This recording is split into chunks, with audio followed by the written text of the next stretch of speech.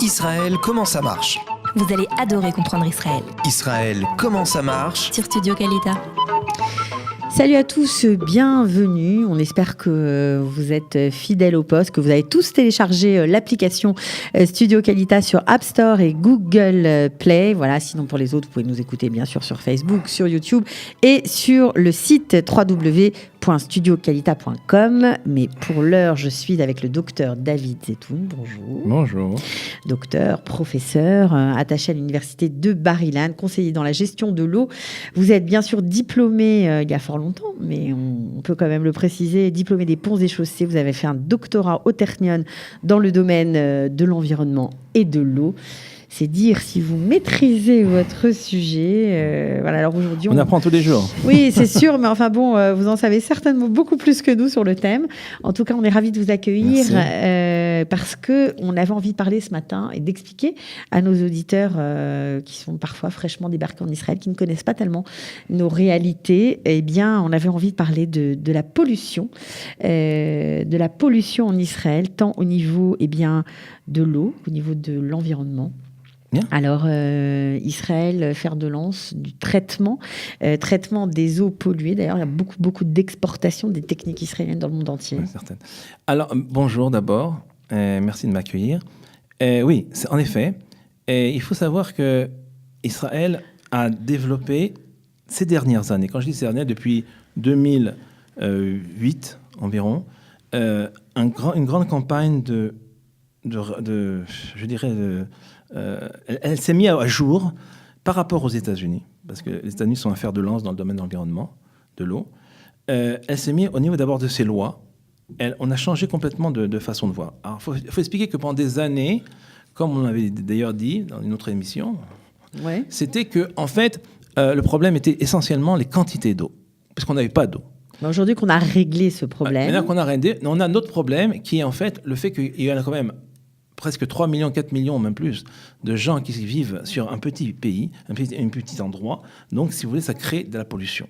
Vous avez des industries qui polluent, vous avez des industries, alors, et polluent évidemment pas que l'eau, mais entre autres aussi l'eau et entre autres les ressources de l'eau que l'on boit.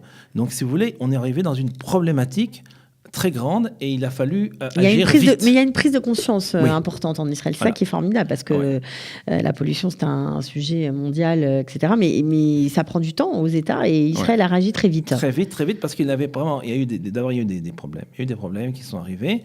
Je peux raconter plein d'histoires de problèmes qui sont arrivés dans les années de 2004 jusqu'à 2000.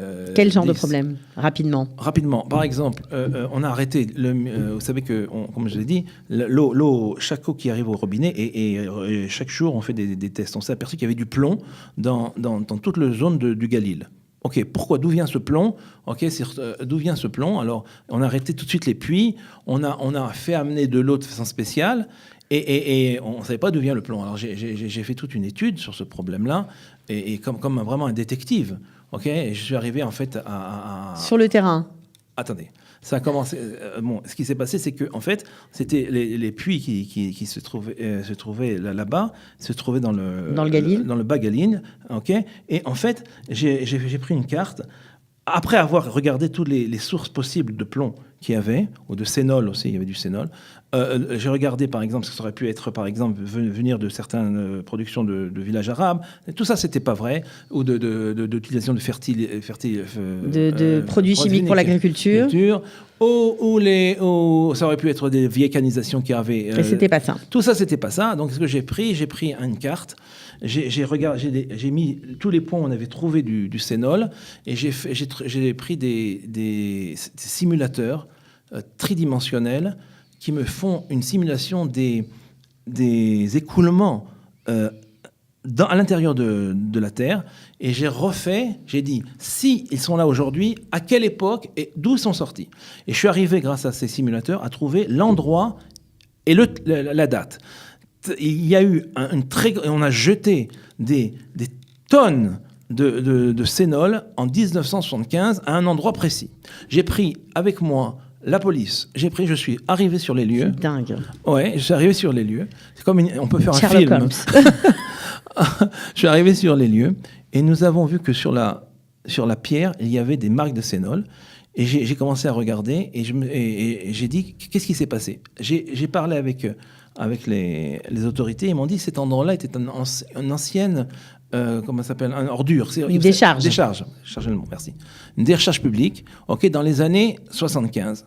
Je dis, mais c'était interdit. Au niveau des lois, on n'avait pas le droit de mettre Une décharge en plein air en plus. En plein air, on n'avait pas le droit de truc. Alors, qu'est-ce qui s'est passé? C'est qu'il y avait, à l'époque, c'était juste après la guerre de Kippour, où Israël avait fait les chars, les nouvelles chars, et il y avait là-bas 3 industries qui produisaient l'intérieur des chars qui était fait avec du sénol, et les rejets... Les rejets du sénol sont arrivés là. Attendez.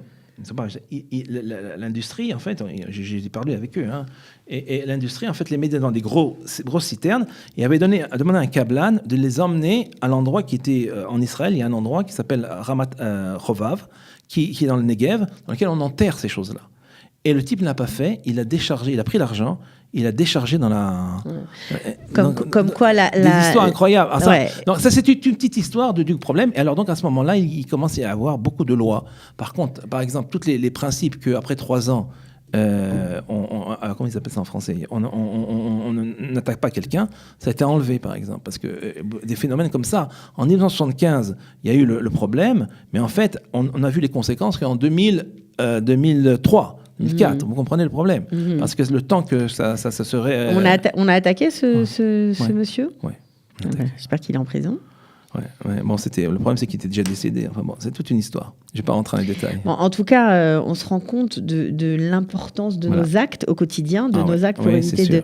parfois, on jette des choses... Nous avons une responsabilité. Voilà, on a tous une responsabilité, on jette des choses dans la nature et voilà. Pour le coup, bon là, c'était en grosse quantité, évidemment, c'était des produits toxiques, mais donc ça c'est un des problèmes de pollution que vous avez été amené à traiter. Mais Israël est quand même aujourd'hui, donc depuis cette prise de conscience, est bien devenu, on va dire, un acteur majeur dans l'exportation de solutions contre la pollution. De l'eau, oui. De l'eau, exactement. Nous avons plusieurs... Bon, d'abord, il y a la désalinisation qui est aussi un système quand même qui est très qu'on exporte. Mais moi, j'ai adoré le traitement naturel de l'eau. Alors ça, c'est extraordinaire. C'est vrai quand on sait qu'en Europe, on construit des usines pour retraiter les eaux sales. C'est vrai, c'est quelque chose qui m'a beaucoup impressionné. C'est extraordinaire. Quand je suis arrivé en Israël, après avoir fait les ponts et chaussées, comme vous savez que la France est un des spécialistes, et sinon le spécialiste, avec Veolia, des grandes sociétés, bien sûr, de la construction clé en main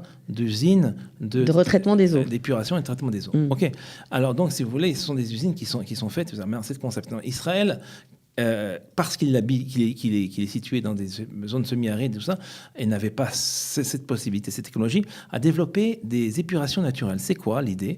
L'idée, c'est qu'en fait, on va prendre des eaux qui sont usées, ce qu'on appelle les eaux usées, des eaux sales, voilà, des égouts. Voilà, c'est ça, des égouts. Et on va les faire couler à l'intérieur de sols qui ont des propriétés de filtration. Donc des sols qui ont naturellement, de par leur composition, des propriétés, comme vous l'avez dit, de filtres. Voilà. Donc ça les rend purs. Le fait de passer dans... C'est-à-dire qu'en fait, ce qui se passe, c'est que lorsqu'on fait passer dans le sol, alors les effluents mauvais restent et l'eau est filtrée de façon naturelle. Évidemment, tout est contrôlé.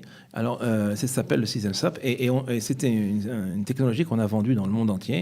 Alors quoi, par exemple, c'est grâce au sable qui a des propriétés purifiantes, filtrantes, notamment, mais j'imagine qu'il y a d'autres sols... Bon, c'est toute une science, hein, je ne rentre pas dans les détails. J'imagine. On construit en fait un granulat approprié qui va permettre en fait d'absorber certains éléments et de les envoyer. Et ça marche.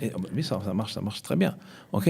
Et c'est très bien. C'est surtout bien pour tous les pays qui sont des zones semi-arides, entre autres les grands accords qu'il y a eu avec l'Inde Encore Avec l'Inde. au Maroc, on a placé dans plein d'endroits. Donc pour la fameuse purification du Gange due aux Israéliens est fait avec ce procédé-là. Entre autres, il y a d'autres. Maintenant, on a beaucoup amélioré. Ça, c'était à l'époque, ça c'était dans les années 2000. Aujourd'hui, on a utilisé aussi d'autres systèmes, qui sont encore plus efficaces parce que ce traitement-là était chimique. Aujourd'hui, il est aussi biochimique. Donc, on a aussi d'autres performances. Mais enfin, c'est le même principe avec beaucoup plus d'analyse biochimique. Vous avez été impliqué dans ces projets d'exportation. Ça vous est arrivé ou pas? Oui. Moi, personnellement, j'ai été conseiller du gouvernement à Taïwan, à Bangkok. On est resté 2 ans en collaboration avec l'université de Tel Aviv. Nous avons aussi... Non, pardon. De Thaïlande. J'étais avec l'université de Thaïlande et aussi en collaboration avec ici l'université de Jérusalem. D'accord. Nous avons été un groupe. On était 2, moi et une autre personne. Et là-bas, nous avons fait des traitements de recyclage de l'eau. Aussi, j'ai été donné une série de conférences et développé des contacts en Chine. Et nous avons travaillé avec le ministère des Affaires étrangères pour amener nos technologies en Chine. D'accord. Alors, je crois que vous avez aussi une autre technologie il y a une technologie israélienne qui est très vendue à l'étranger. C'est le traitement de l'eau solaire. Oui. Ce qui se passe, c'est qu'à part la déstination, il y a aussi aujourd'hui des unités. Un des grands problèmes que nous avons, si vous voulez, dans les destinations, c'est qu'on a besoin d'une usine, on a besoin d'une infrastructure pour créer cette usine. Maintenant, vous arrivez dans des endroits où, en fait, il n'y a que du sable et du soleil. Alors là, Israël, ce qui vient, elle donne des panneaux solaires qui créent, en fait, une unité énergétique qui permet, en fait, par un apport de faire une circulation de l'eau. Et donc, nous avons recréé aussi le produit de l'eau grâce à l'énergie solaire. C'est carrément incroyable. Et ça se vend en Afrique surtout. Est-ce qu'on a une vision encore plus particulière d'Israël lorsqu'on travaille dans une matière tellement naturelle, tellement liée à la terre? Je pense que, vous voyez, lorsqu'on écoute la télévision ou les médias, on voit toujours les aspects, je dirais, violents du rapport avec les gens. Je peux vous assurer que lorsqu'on travaille dans le domaine de l'eau, et qu'on arrive dans des villages en Afrique où la femme prenait 80% de son temps à aller pêcher de l'eau dans un puits parce qu'elle devait faire des kilomètres. Aujourd'hui, qu'elle a l'eau courante, elle nous bénit. Ouais. Je veux dire, il n'y a pas d'autre mot. Je veux dire, et les gens ont conscience. En fait, je crois qu'aujourd'hui, beaucoup de gens commencent à comprendre l'engeance qu'il y a dans le problème technologique. C'est-à-dire que Israël a misé sur la technologie dans tous les domaines. Il n'y a pas que dans l'eau. Et je pense qu'aujourd'hui, les gens commencent à comprendre, je veux dire, les nations, oui, bien sûr. qu'on va comprendre que c'est vraiment la seule chose à faire. Développer votre pays, faites des hôpitaux au lieu de faire des bombes. OK. Pour terminer cette émission, je voudrais qu'on parle aussi de la connaissance très importante du puisage en Israël. Alors évidemment, comme vous pouvez comprendre, aujourd'hui, Israël, donc, il produit 70% des ressources naturelles en eau viennent donc de puisage. Israël a développé une connaissance très approfondie du puisage à tous les niveaux, c'est-à-dire recherche de l'eau à l'intérieur des sols. C'est pas une idée, c'est pas facile de savoir qu'à 1000 mètres il y a de l'eau courante. Ça, c'est développé de géohydrologie, c'est une de mes spécialités. Deuxième chose, c'est les techniques de puisage qui sont en fait ce qu'on appelle qu'on exporte aussi, bien évidemment. Aujourd'hui, nous exportons. Et sachez une chose, par exemple, on puise jusqu'à 1000, 2000 mètres. C'est-à-dire que les gens pensent ici qu'il n'y a que des grands forages, c'est qu'avec du pétrole. Non, il y a aujourd'hui des grands forages avec de l'eau.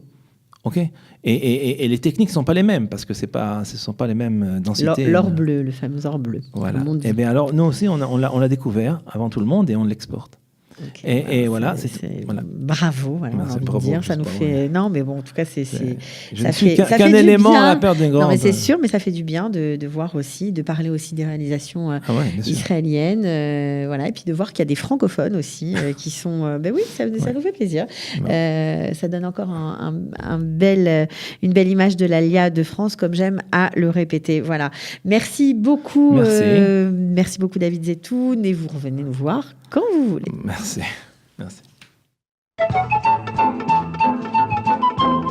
Israël, comment ça marche? Vous allez adorer comprendre Israël. Israël, comment ça marche? C'est tout de suite sur Studio Kalita.